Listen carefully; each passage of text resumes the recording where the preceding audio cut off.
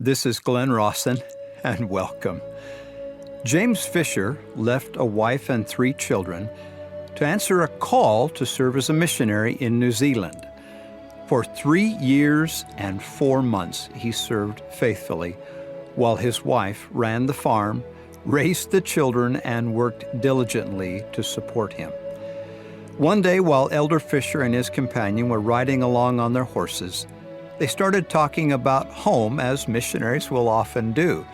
They talked about how much they missed the good homemade bread so common back in Utah.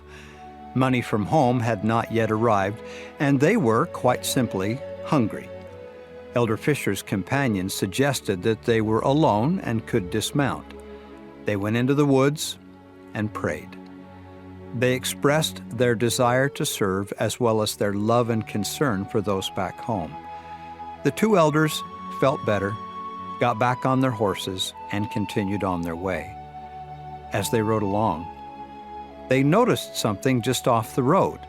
They dismounted and, to their amazement, found, wrapped in a white cloth, a fresh loaf of bread, the same kind of homemade bread they had talked about in their prayer. They rejoiced as they ate it, although it wasn't the bread that was so important, but the reassurance that Heavenly Father knew who they were and where they were, that they had faithful wives, and that the Lord's kindness and goodness was over them all. Of course, both missionaries wrote home and told their wives of the miracle. Postage was expensive and mail traveled slowly.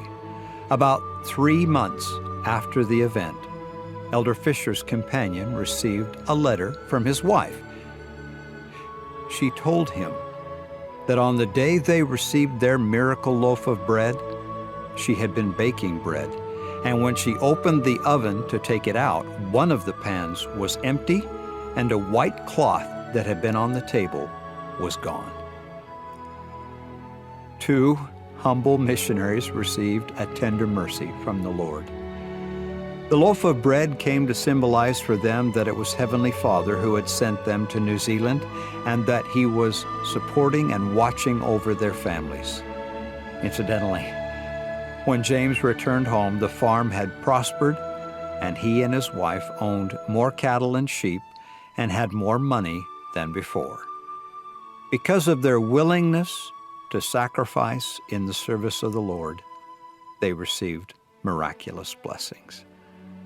I'm Glenn Rawson, and thank you.